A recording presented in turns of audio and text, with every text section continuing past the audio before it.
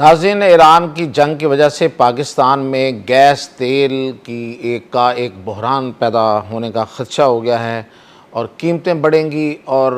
لوگوں کو گیس اور تیل کے استعمال میں بہت سی بچت کرنا پڑے گی۔ شاید ایک شہر سے دوسرے شہر کا سفر جو ہے وہ بھی بند کر دیا جائے اور قیمتیں جو ہیں وہ بڑھ سکتی ہیں، لوگوں کی پہنچ سے دور ہو سکتی ہیں، اور پھر یہ کہ لوگوں کے گھروں کے چولہے بھی ٹھنڈے پڑ سکتے ہیں۔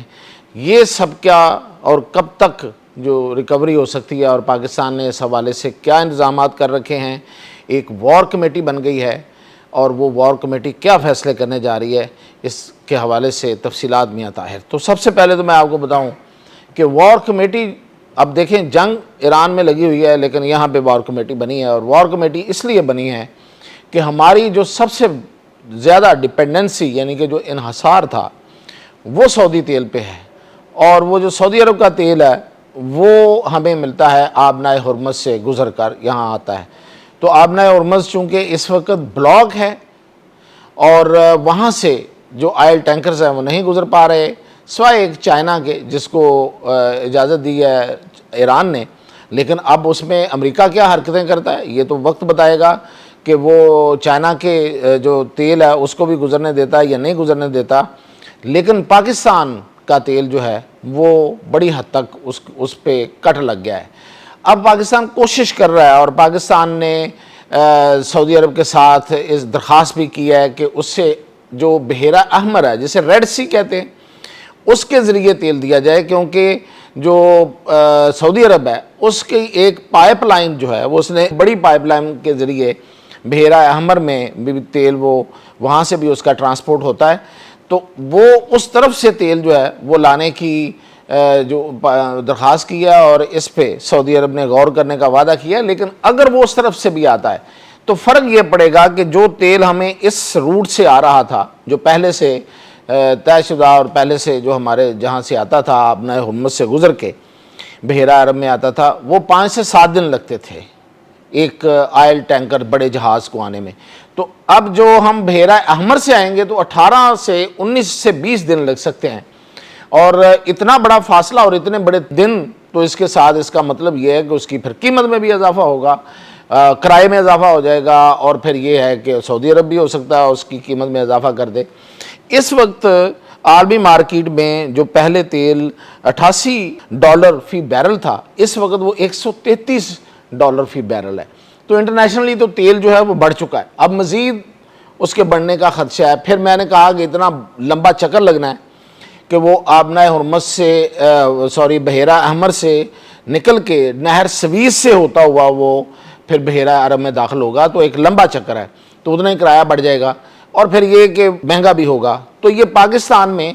تیل کے حوالے سے شاید قلت اس طرح سے ہمیں درپیش نہ ہو، لیکن قیمت بڑھ جائے گی۔ اب جو کہا جا رہا ہے نا کہ 28 دن کا تیل، میں آپ کو خبر دے رہا ہوں وہ 28 کا نہیں، اب وہ 25 دن کا تیل ہے۔ یہ غلط بات ہے کہ وہ 28 دن کا تیل، اب صرف 25 دن کا تیل ہمارا سٹاک جو ہے وہ رہ گیا ہے۔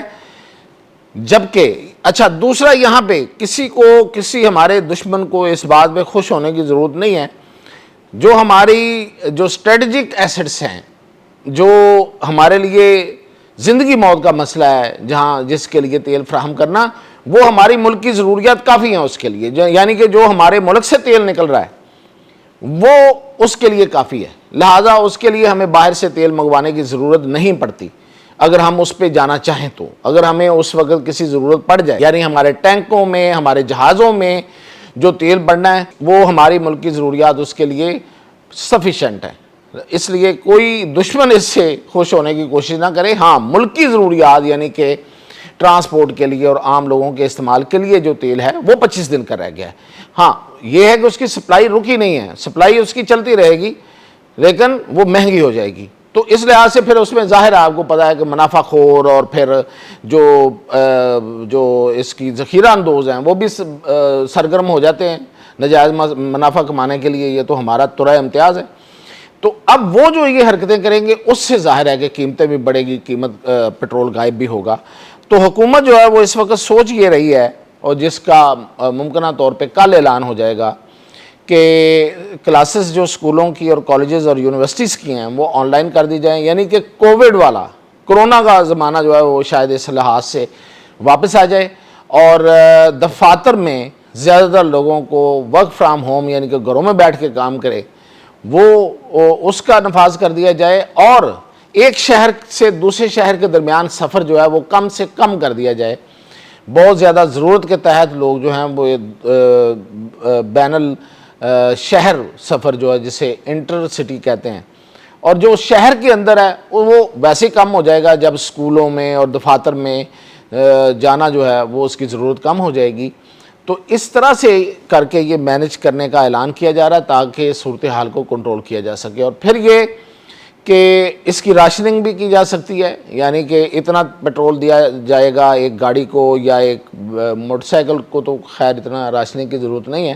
لیکن گاڑیوں کو پیٹرول جو ہے اس کی راشننگ بھی ہو سکتی ہے، اس کا اعلان بھی ہو سکتا ہے۔ جو گیس ہے اس کا مسئلہ ہے سب سے زیادہ، گیس کی کوئی سٹوریج نہیں ہے پاکستان کے اندر، تو اس لیے جو ایل پی جی ہے اور جو ایل این جی ہے وہ تو قطر نے تو بالکل انکار کر دیا ہے، کیونکہ قطر نے تو اپنی تقریباً پروڈکشن ہی بند کر دی ہے، جتنا زیادہ وہاں پہ اس وقت حملہ ہو رہا ہے تو اس نے اپنی پروڈکشن بند کر دیا ہے، تو اس لیے وہ تو نہیں آ رہی۔ ہاں یہ ضرور انہوں نے کیا ہے کہ اب جو یوریا بنانے کے لیے جو گیس تھی اس کو کٹ کر دیا ہے، اور جو گیس ہمارے اپنی اندرونی گیس ہمارے ملک کے اندر پیدا ہوتی ہے اس پہ نثارہ تو وہ اس سے کٹ کر کے وہ یعنی کہ وہ سوئی گیس اب کھاد بنانے کے لیے نہیں دی جائے گی بلکہ وہ گھریلو استعمال کے لیے دی جائے گی، لیکن اس کے باوجود ہماری ڈیمانڈ اتنی زیادہ ہے کہ اس میں لوڈ شیڈنگ زیادہ ہو جائے گی، شاید گھنٹے گھنٹے کے لیے گیس آئے صبح اور شام۔ پہلے کچھ بہتر صورتحال تھی، اس سے زیادہ 2-3 گھنٹے آ جاتی تھی، ویسے تو لوڈ شیڈنگ پاکستان میں ایک عرصہ ہو گیا شروع ہوئی، لیکن اب شاید گھنٹے کے لیے صبح شام 2 گھنٹے جو ہے وہ گیس شاید ملے، اور اس کی قیمت بھی بڑھ جائے گی، اور تیل کی قیمتیں جو ہیں وہ ہفتہ وار اب بڑھنا شروع ہو جائیں گی، شاید اس سے بھی کم ہو جائیں گی، کیونکہ جو تیل لانے والے اتنی دور سے وہ لوگ پرائیویٹ لوگ ہیں اور ان کو تو حکومت نے راضی رکھنا ہے، ورنہ وہ پھر تیل لانا ہی بند کر دیں گے، تو اگر وہ تیل لانا بند کر دیں گے تو پھر کیسے